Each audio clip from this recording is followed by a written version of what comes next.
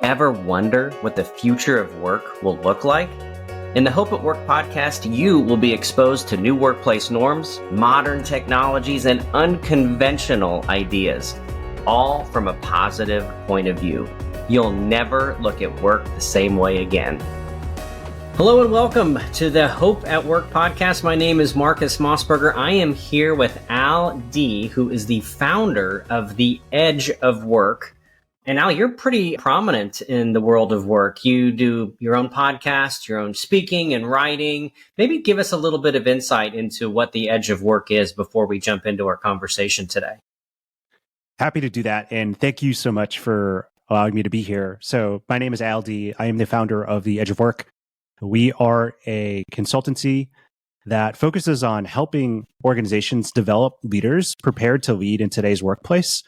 But in addition to doing leadership development consulting and working with organizations, we also have a platform for ideas and thought leadership relating to the workplace to really showcase the ideas that we think are important to creating a better world of work. And we do that through the Edge of Work podcast, the newsletter, as well as through some virtual events and community-based experiences. And in many ways, the platform really feeds the work that I do each and every day in terms of working with organizations to develop their leaders. Very much feeds the ideas and topics and conversations that we have through the podcast, through the newsletter, through some of the community-based experiences that we run. And so I like to think of it as a nice symbiotic relationship between both the work I do as well as the stuff that I talk about. Awesome. I love it. I think you and I are going to be incredibly like-minded on many things, but I want to focus on one topic today, and that is retention. First and foremost, in your mind, what makes people stay with an organization? Good question. I think there's a couple ways to look at this. I think the first way to look at this is what some of the self-reported data, most common ones, at least recently, that keeps getting thrown around is McKinsey has done some studies on this topic, and they often show that the same reason why people take a new job is also the same reason why they want to stay. Outside of fair compensation, it really comes back to career growth and development. I think Daniel Pink did a really good job of helping us understand what motivates people to do the work we do each and every day. And I think he talked about it in terms of autonomy, mastery, purpose, and connection. And regardless of who you are, to some varying degree, those are the things that typically motivate us as human beings in terms of the work that we want to do. Now, you, Marcus, might be motivated by different layers within autonomy or different layers within mastery, with different layers within purpose than I would. But fundamentally, as humans, I think those are the things that kind of really come back to maybe as a starting point, what really motivates people to stay. The last piece of it at the end of the day is that I would like to think that most of us go to work each day wanting to do a good job. I don't think very many people wake up wanting to go to work saying, you know what, Marcus, like I really want to do a bad job, right? I really do think we all are motivated with the best of intentions to want to show up and to do good work. And I think sometimes what often can make or break what an employee experiences in terms of their relationship with wanting to stay and continue to progress at a company is, am I actually able to do good work and make progress towards something that matters? Yeah, love it. Love it. So career growth, having something to look forward to, Al. So maybe they need hope, we could potentially point out. And I love Daniel Pink, his book Drive, one of my favorites of all time. And to your point, there is a lot of individual difference. I know you do a lot of leadership and manager training and development. How do we train the next generation of leaders on these new strategies of retention? And even like, how is that going to redefine the role of the manager and the part that they play in career development? At the end of the day, one of the best things that a manager or leader can do is to be an advocate and developer of talent. Why I think that is important is because as a manager, your job is to get your team to a desired outcome of some kind.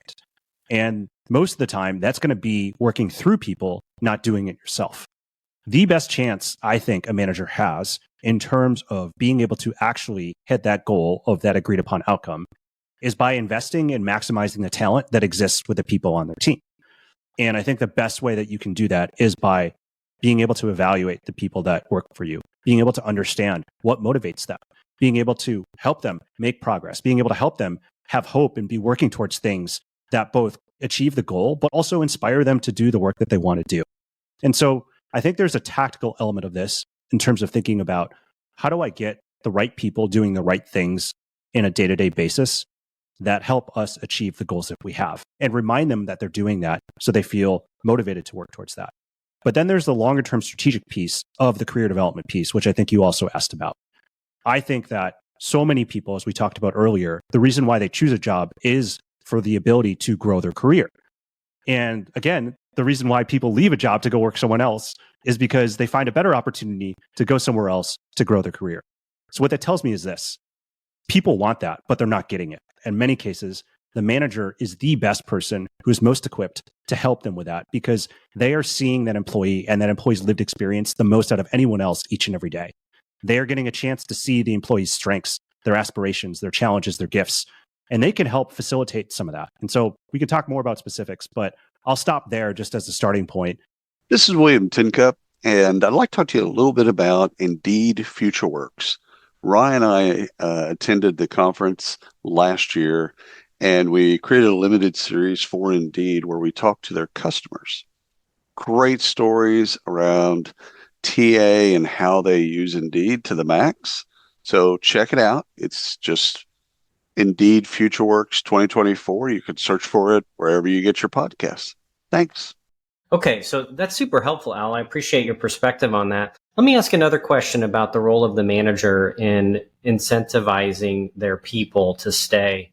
A lot of times we see really bad behavior in the form of, I have a superstar on my team and I am going to hoard that talent as long as I possibly can. So this seems counterintuitive, but I would argue we'd be better served incentivizing managers to move talent around in the organization versus hoard it. What are your thoughts on that? And how do you go about convincing people to let go of their superstars? It's tough, right? You love studying psychology, so I think you'll appreciate this. Humans are wired to survive. We just are. And I think if we take this from a psychological perspective, talent hoarding really just comes back to survival, right? If I'm a manager, what do I want to do? I want to make sure that my team can be successful. What's the best way? I ensure that by making sure that I have the best people on my team. What threatens that survival? If one of my people leaves, regardless of how that happens, that's, I think, fundamentally what it's all coming back to. For anyone who is talent hoarding, I also want to acknowledge that some of this is just fundamentally, I think, partially just how we're wired and how we think. But I also want to offer it as an invitation to maybe perhaps rethink that perspective. Within some reasons, it does make sense to let people go and to go help them pursue that next thing. I think it does for a couple of reasons. So first and foremost, if you're at a point where someone has already raised their hand and said, I'm really interested in this other opportunity, I think it's going to be really hard to continue to get their best effort if you say no or if you block it. You might get some of it, but you certainly won't get all of it. And so now there's some leeway in there in terms of there's a world where you can come up with, hey, maybe not at this moment, but could I give you a couple other things? And then in 3 months, because we have a busy season coming up, like you can go and do that thing. I think those are well-intentioned, within reason, things you can collaborate on to make that successful. But I think once someone has made up their mind that they're interested in doing something else, I think it's going to be really hard to continue to maintain that engagement that they have, particularly if they're a top performer, if you hold on to them. I think the second thing is that just like they tell you in any kind of business, your reputation matters. If you start doing this as a manager, even if it solves a short-term problem, at some point, if you start to develop the reputation of being a talent hoarder, that's going to have implications for your ability to have other people want to come work for you in the future. You know who doesn't have that problem? People who don't hoard talent. Managers who don't hoard talent do not have that problem because they let them do whatever. I think the last reason why you want to do it and why it makes sense to perhaps give it up is for the opposite of the reason that I just mentioned. Once you become seen as someone who develops talent, who lets their people go within a reasonable constraint, a funny thing happens. People start wanting to work for you because you start to become the manager who's actively developing other people, even if it sometimes means not letting them go. So yes, there's always going to be extenuating circumstances. There's always going to be some challenges with the policies that maybe your company has or doesn't have. But from a philosophical question, I think those are the reasons perhaps to be able to want to let your employees go other places. I like that. I like how you maintain that by becoming known as somebody that encourages movement of their people and promotes their ability to get ahead, you attract more talent to your team. So that's a fantastic point. Maybe another opportunity too for those managers who have individuals on their team that have expressed a desire to do something different is the idea of internal side hustles. Al, I don't know how much you've explored this topic, but I think it's going to become a lot more prominent in the future where, hey, I'm going to stay in my job. I'm going to continue to work for you, Al, but I want to try some different stuff too. I don't want to have to leave the organization. Are there temporary projects I can explore? Is there some kind of way that I can take every Friday and do something totally different than what I'm doing today? What are your thoughts on that? So I have a lot of thoughts on this, and I don't know if you know this or not, but part of how I got to where I am is because I had side hustles. So I'm going to answer that question through telling my story, but I'm also going to share some other ideas and thoughts on this. So real quick background of my story. About 10 years ago, I started writing a blog about career and leadership development. It was something I did on the side for fun because I truly was passionate about it. I was excited to do it. And oftentimes I would write after work, when I was traveling for work, things like that, just for fun. What ended up happening was I had some schools and some employers who started reaching out to me, asking me to come do trainings and speaking for their company or their school because they had started reading my blog and their students and employees liked it. And so I kept that up as something I just did on the side for fun. I liked my day job. I didn't need to leave my day job anytime soon. But what ended up happening was in my last full-time role, I got to a point where I had written the blog for about 4.5 years and had been doing some speaking. And so I said, you know what? I actually want to write a book. And so I decided that I was going to go and self-publish a book because I wanted to be able to do some more speaking and grow some more prominence. And so I remember having to go fill out a form because at the time I was working for a company where you had to get approvals to go and do this. And so I went through the process of filling out the form. But the other thing that you have to do is you actually have to have a conversation with your manager and they need to sign off on this. And so go to my manager, went through the process and was like, I have to go, I'm going to do this. I've been doing this on the side. Are you okay with it? And they're like, oh, you're going to write a book? You write and speak all the time in this job. So what you're telling me is you're going to spend all this time outside of work. That means you're going to be better at your day job. Go ahead. Congratulations. And so I was like, great. And so I wrote the book.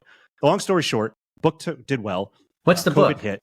It's not the book is called MBA Insider, How to Make the Most of Your MBA Experience. Okay, awesome. But the long short of it is that the book did well, but more importantly, what it did is that it gave me exposure to do more speaking and training. And eventually that through the pandemic, my side business kind of took off. And so eventually I decided to make my side business my main business. And so after about 5.5 years of side hustling, I eventually decided to go make my side hustle my main hustle. But a reason why I tell the story is because my manager at the time, she got it.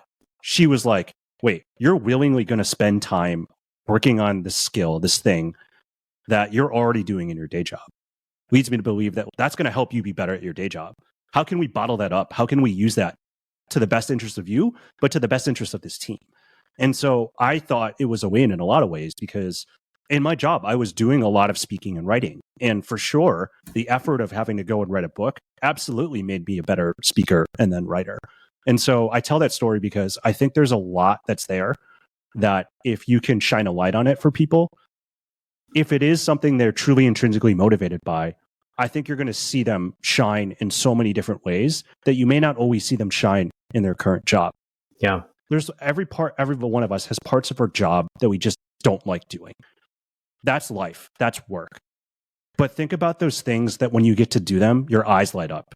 When you give someone an opportunity to work on something that they're truly excited about doing, there's so much that can come from that.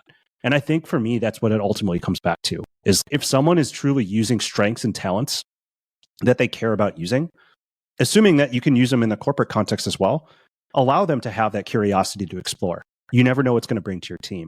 And then the last thing I would just say to this, because I think it ties really nicely to something that we talked about before.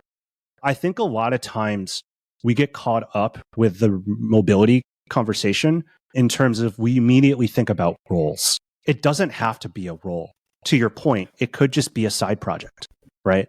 That might actually work out better for you and better for them because maybe a role is like a pretty big step and maybe it also de-risks and maybe it buys you as a manager a little bit more time. And so I think that there is a lot of room for these side hustles and things, if anything, to help people think more expansively about how they can grow in their career without necessarily having to make a big shift like a role. And that can benefit the individual employee as much as it can benefit the manager. Yeah, I totally agree. Al, one last question. I know you referenced Steve Cadigan's book in one of your blog posts, Workquake, and I saw him speak somewhat recently, and he gave me the impression maybe we shouldn't even be worrying about turnover and retention anymore. It doesn't seem to matter because high-performing organizations do well even when they have high turnover. It really made me question everything. I'm curious to hear your perspective. Does retention still matter? Yes, absolutely. To Steve's point, particularly knowing that he works a lot in the startup space, in the technology industry, where it's not common to stay for a very long time. So I won't say that retention doesn't matter, but what I will say is that I do think every company really needs to rethink and define what that means and to make sure that's translated through all of their programs and policies in their organization. Yeah, it's a great point. Al, really appreciate you taking the time. Al D, everyone, The Edge of Work. Highly recommend you check out his podcast, his content, his website. Really appreciate it again, Al. Thank you so much. It's been a pleasure speaking with you. You too.